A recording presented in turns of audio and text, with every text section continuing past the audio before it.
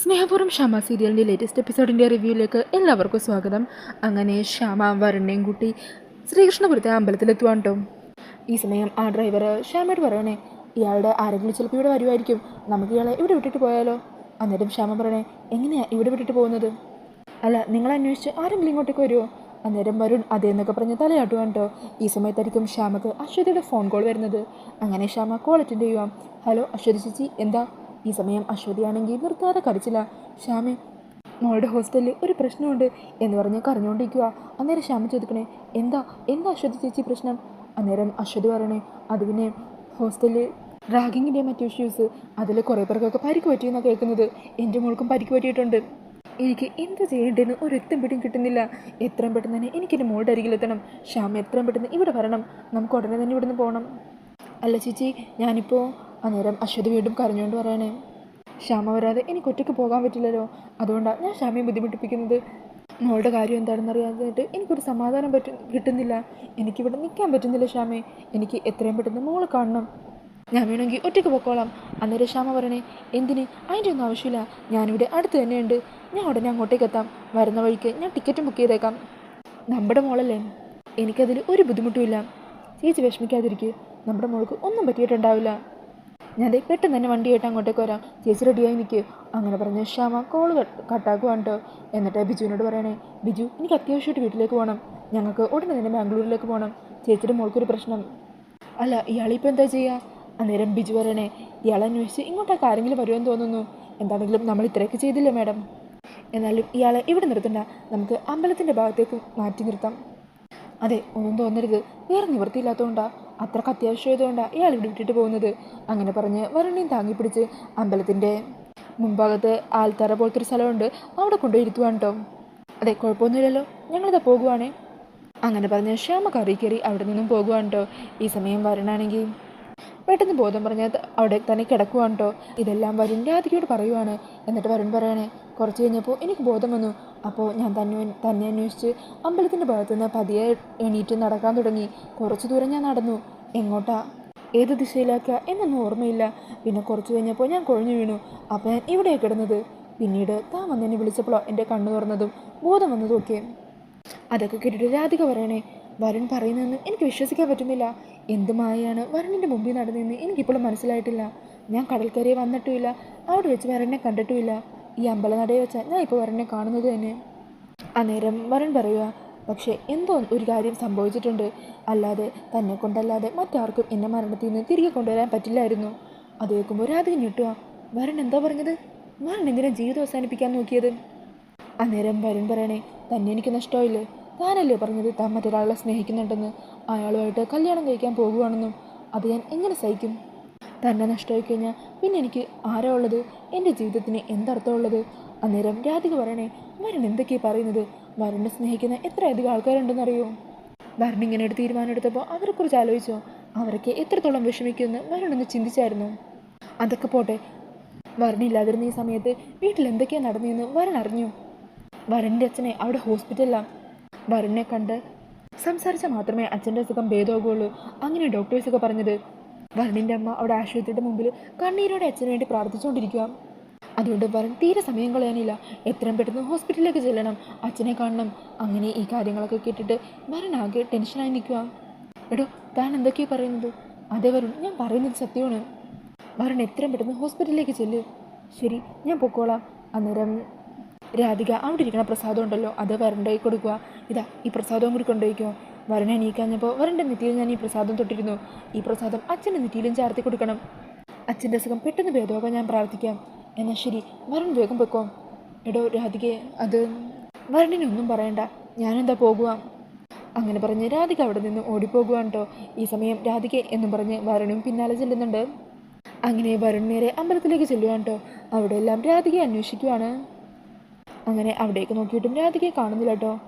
ഈ സമയം വരുൺ നടയുടെ മുമ്പിൽ നിന്ന് പ്രാർത്ഥിക്കുവാണ്. അന്നേരം രാധികയാണെങ്കിൽ അവിടെ തന്നെ കുറച്ചങ്ങ് ദൂരെ മറഞ്ഞു നിൽക്കുന്നുണ്ടാവും. വരുൺ അങ്ങനെ അവിടെ നിന്ന് പ്രാർത്ഥിക്കുന്നതൊക്കെ മറഞ്ഞു നിൽക്കുന്ന രാധിക കാണുക. അങ്ങനെ വരുൺ അവിടെ നിന്നും പോയെന്ന് ഉറപ്പിച്ചതിന് ശേഷം രാധിക അങ്ങോട്ടേക്ക് വരിക. എന്നിട്ട് രാധികയും നടയെ വന്നു പ്രാർത്ഥിക്കുക. ഭഗവാനെ, അച്ഛൻ്റെ അസുഖമൊക്കെ പൂർണ്ണമായിട്ട് മാറ്റിക്കൊടുക്കണേ. വരുണിൻ്റെ മനസ്സിൽ നിന്ന് എന്നെക്കുറിച്ചുള്ള എല്ലാ ചിന്തകളും മായ്ച്ചു കളയണേ. വരുണും പ്രിയങ്കയും സന്തോഷത്തോടെ ജീവിക്കണം, അതിൽ ഞാനൊരു തടസ്സമായി നിൽക്കാൻ പാടില്ല. അങ്ങനെ പറഞ്ഞ് രാധിക സങ്കടത്തോടെ പ്രാർത്ഥിക്കുകയാണ്. പിന്നീട് കാണിക്കുന്നത് പരമേശ്വരനെയാണ് കേട്ടോ. പരമേശ്വരന് പെട്ടെന്നൊരു വല്ലായ്മ തോന്നുവാണ്. അങ്ങനെ സിസ്റ്റർ പറഞ്ഞതനുസരിച്ച് ഡോക്ടറൊക്കെ ICUലേക്ക് ഓടി ചെല്ലുവാണ് കേട്ടോ. ഇതൊക്കെ കണ്ട് ടെൻഷനോട് കൂടി നിൽക്കുവാണ് പത്മിനി ബിജുവൊക്കെ. പത്മിനി പറയണേ, ഈശ്വര എന്തോ ഒരു കുഴപ്പമുണ്ട്, അദ്ദേഹത്തിന് എന്തോ പറ്റിയിട്ടുണ്ട്, അതല്ലേ ഡോക്ടറൊക്കെ ഓടിപ്പോകുന്നത്.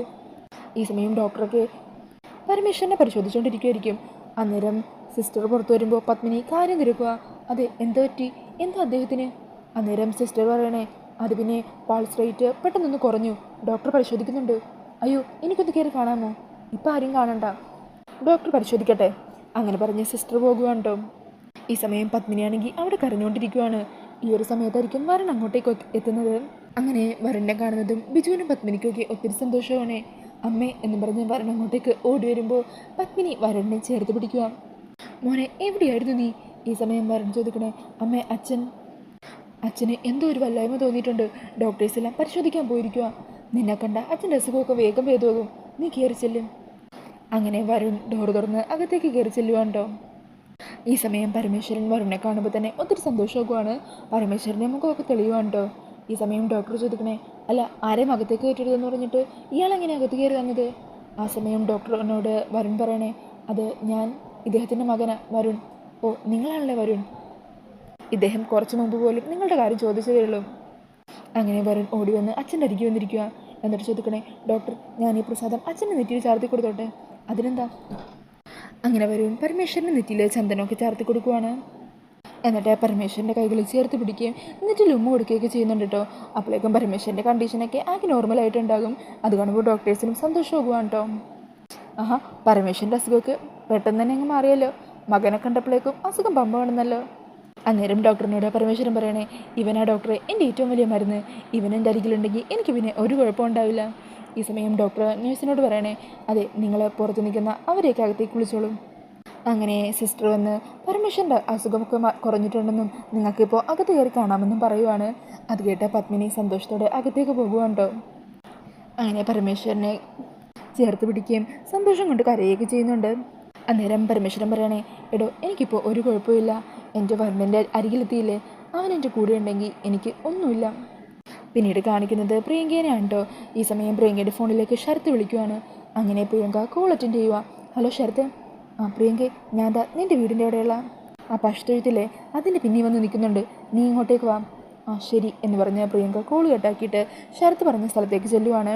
ഈ സമയം പുറത്തു നിന്നിരുന്ന രാധിക പ്രിയങ്ക പമ്മി പോകുന്നത് ശ്രദ്ധിക്കുവാണ് കേട്ടോ. അങ്ങനെ പ്രിയങ്കയുടെ പിന്നാലെ രാധികയും അങ്ങോട്ടേക്ക് ചെല്ലുവാണ്. ഈ സമയം ശരത്തും പ്രിയങ്കയും അവിടെ സംസാരിച്ചുകൊണ്ടിരിക്കുമായിരിക്കും. അന്നേരം ശരത്ത് ചോദിക്കണേ, അല്ല പ്രിയങ്കെ, നീ ഇനി അങ്ങോട്ടേക്ക് തിരിച്ചു പോകുന്നില്ലേ? ഇല്ല, ഞാനെല്ലാം മതിയാക്കിയിട്ടാണ് അവിടെ നിന്ന് ഇറങ്ങിയത്. അയ്യോ, അപ്പോൾ പിന്നെ നമ്മുടെ പ്ലാനോ? ഒരു പ്രൊഡക്ഷൻ കമ്പനി തുടങ്ങാമെന്നും അത് വെച്ച് പുതിയൊരു സിനിമ തന്നെ നമ്മുടെ പേരിൽ സംവിധാനം ചെയ്യാമെന്നൊക്കെ ഞാൻ വിചാരിച്ചത്, അതെല്ലാം വെള്ളത്തിലായില്ലേ? അന്നേരം പ്രിയങ്ക പറയണേ, നീ പേടിക്കണ്ട, നമ്മൾ പ്ലാൻ ചെയ്ത കാര്യങ്ങളെല്ലാം നടക്കും. അതിനാവശ്യമുള്ള സാധനങ്ങളൊക്കെ ഞാൻ അവിടെ നിന്ന് കൊണ്ടുവന്നിട്ടുണ്ട്. ഒന്നുമില്ലെങ്കിലും ഇത്രയും നാളും ഞാനവിടെ അഭിനയിച്ച് നിന്നതല്ലേ, അതിൻ്റെ കൂലി ഞാൻ അവിടെ നിന്ന് എടുക്കാതെ പോകുമെന്ന് നിനക്ക് തോന്നുന്നുണ്ടോ? അതേക്കുമ്പോൾ ശരത്തിന് സന്തോഷമാകുവാണ്ടോ. ഈ സമയം ഇതെല്ലാം കേട്ട് ഞെട്ടി നിൽക്കുമായിരിക്കും രാധിക. അന്നേരം പ്രിയങ്ക പറയണേ, സ്വർണ്ണവും രത്നക്കല്ലൊക്കെ പതിപ്പിച്ച വളകളും ഒക്കെയുണ്ട്, അതെല്ലാം ഞാൻ നിൻ്റെ കയ്യിൽ തരാം. നീ അതൊക്കെ ഉപയോഗിച്ച് നമ്മൾ പ്ലാൻ ചെയ്ത പോലെ തന്നെ കാര്യങ്ങളെല്ലാം നടത്തിയെടുക്കാൻ നോക്കണം. അന്നേരം ശരത്ത് പറയണേ, അങ്ങനെയാണെങ്കിൽ അതിപ്പോൾ തന്നെ തന്നേക്ക്. ഈ സമയം പ്രിയങ്ക പറയണേ, അത് വേണ്ട, ഇപ്പം ഇവിടെ ചില പ്രശ്നങ്ങളൊക്കെ നടന്നുകൊണ്ടിരിക്കുക, അതുകൊണ്ട് ഇപ്പം തരാൻ റിസ്ക്കാം. സമയമാകുമ്പോൾ ഞാൻ നിന്നെ വിളിക്കാം, നീ അപ്പോൾ ഒന്ന് വാങ്ങിച്ചാൽ മതി.